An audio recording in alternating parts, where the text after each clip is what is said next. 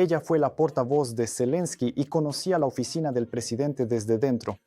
Ahora, por primera vez, aparece públicamente en el programa de Tucker Carlson, un presentador que ya ha entrevistado a Putin y que a menudo es asociado con la difusión de narrativas prorrusas en Estados Unidos. Y es precisamente aquí donde comienza la explosión. Yulia Mendel hace por primera vez declaraciones de Zelensky sobre las negociaciones de 2022, sobre el Donbass y el cambio de las decisiones políticas de Ucrania, que de inmediato se difunden por los medios internacionales y provocan un escándalo político. En la oficina del presidente reaccionan con dureza. Sus palabras son calificadas de inadecuadas y como algo que no tiene nada que ver con la realidad. Hoy analizaremos exactamente qué fue lo que dijo y por qué esta entrevista se convirtió en una bomba política internacional. Yo soy Mikhailo Hordovenko y este es un nuevo episodio en el canal Focus. Esta entrevista es importante considerarla no como una simple conversación mediática, sino como un acto político que automáticamente trasciende la opinión personal. Porque cuando la ex portavoz del jefe de Estado aparece en la plataforma de Tucker Carlson, ya no es solo un comentario, es una señal. Especialmente cuando se trata de la guerra, las negociaciones y la legitimidad de las decisiones del gobierno ucraniano. Tucker Carlson es una figura que hace tiempo dejó de ser simplemente un periodista en el sentido clásico. Sus emisiones se utilizan sistemáticamente como una plataforma para interpretaciones alternativas, a menudo rusas, de los acontecimientos. Y es precisamente allí donde va Yulia Mendel, una persona que entre 2019 y 2021 estuvo lo más cerca posible de la oficina del presidente. Y aquí surge el conflicto clave entre su antiguo papel como parte de la comunicación del equipo de Zelensky y su papel actual como crítica que públicamente pone en duda las decisiones tomadas durante la guerra. En primer lugar, no es la persona que ve enfrente a la cámara. Es una persona completamente diferente. Él cambia de máscara constantemente. Es emocionalmente incontrolable. Sí, no controla sus emociones. A menudo es histérico y considera que cada persona es prescindible, material. No tiene la empatía que aparenta. Pero en su actuación no hay ninguna esencia y todo lo que dice está tan desconectado de la realidad. Este fragmento se convirtió en uno de los momentos centrales de toda la entrevista. Mendel, de hecho, construye la imagen de Zelensky como un político actor que, según ella, tiene diferentes comportamientos en público y en privado. Aquí es importante señalar que tales características no son simplemente una evaluación de la personalidad. En la comunicación política, esto funciona como una forma de socavar la confianza en las decisiones. Porque si un político está interpretando un papel, automáticamente se pone en duda la sinceridad y la coherencia estratégica de sus decisiones. Luego Mendel pasa de la psicología a la política.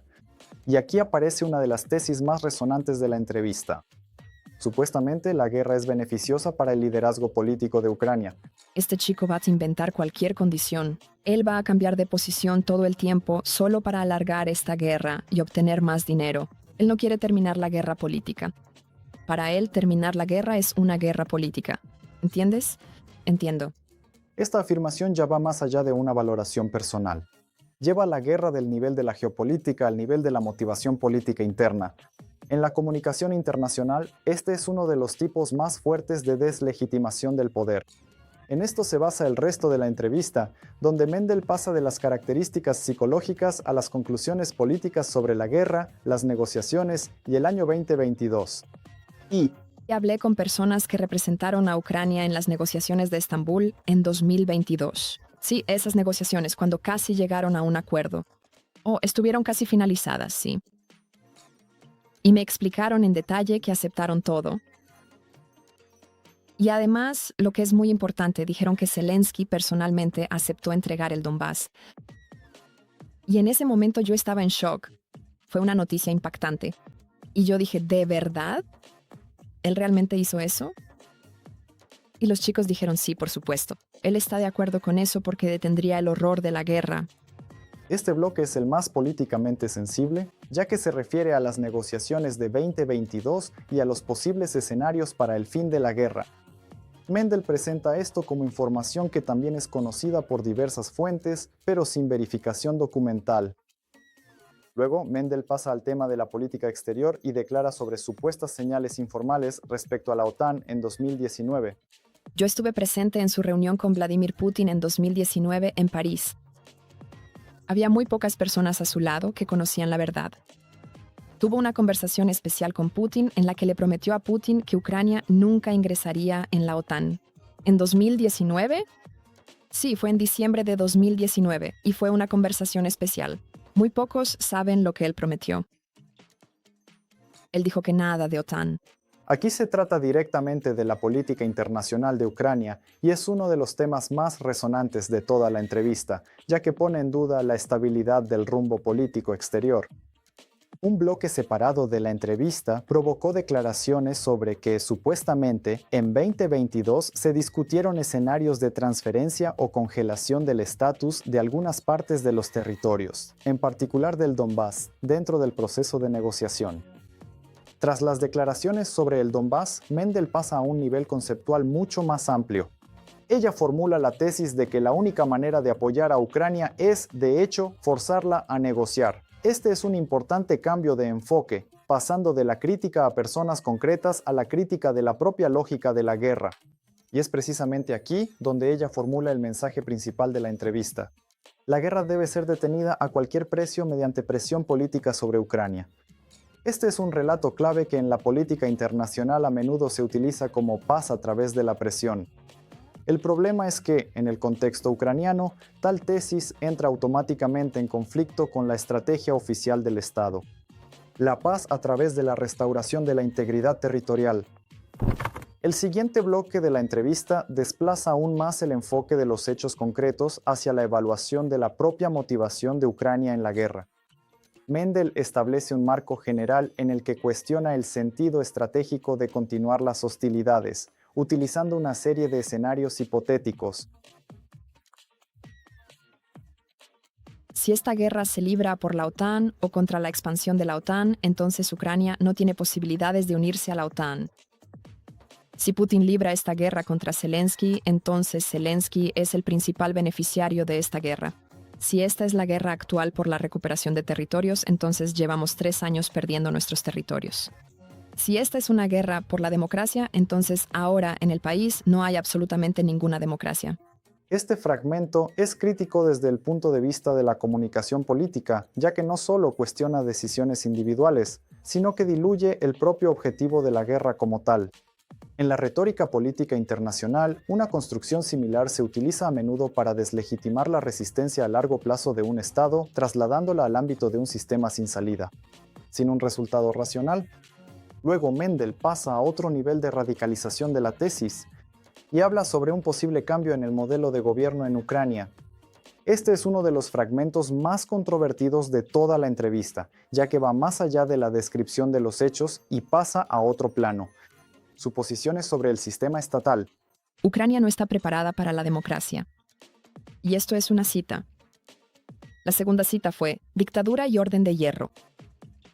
Entonces, ¿cómo puede un hombre que cree que Ucrania no está preparada para la democracia y que la dictadura es el orden de las cosas, ser la personificación de la democracia? Aquí es importante fijar el contexto.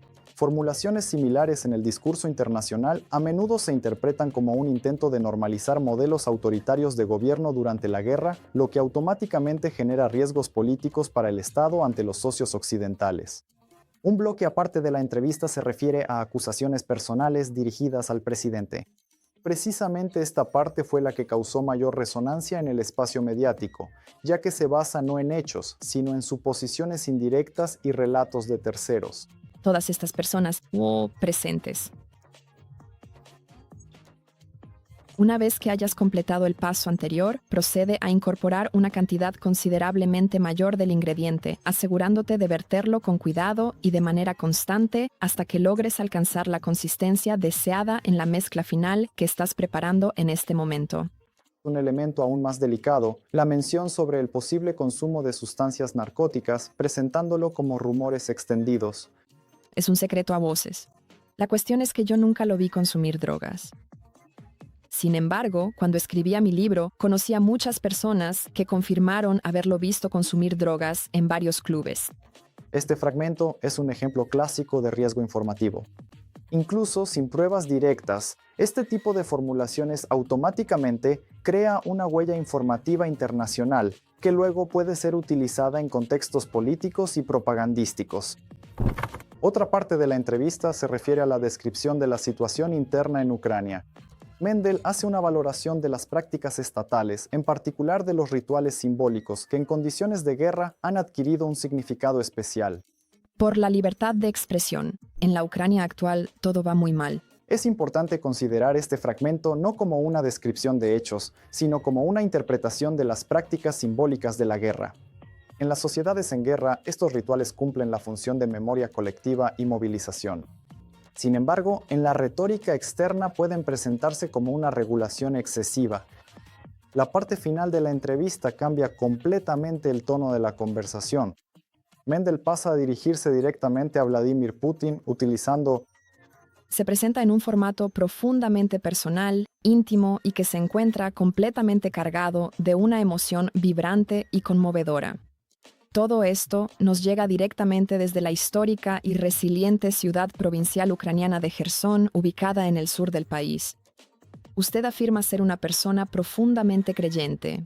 Sin embargo, lo que realmente está ocurriendo ahora en Ucrania no tiene ninguna relación ni con los mandamientos de Dios, ni con las normas de humanidad y moralidad. Luego, ella describe la guerra a través de historias personales de civiles, haciendo hincapié en los ataques de drones y la muerte de la población civil, formando una narrativa emocionalmente poderosa que culmina con un llamado a detener las hostilidades. Si quieren apoyar a Ucrania, la única manera de hacerlo hoy es buscar un acuerdo pacífico. Esta es la única manera en que Ucrania puede sobrevivir porque creo que estamos al borde de la destrucción. Este bloque final no es tanto político como un cierre emocional y apelativo de la entrevista que traslada toda la conversación al plano de un llamamiento moral directo. Tras la publicación de la entrevista, la oficina del presidente de Ucrania reaccionó de manera tajante.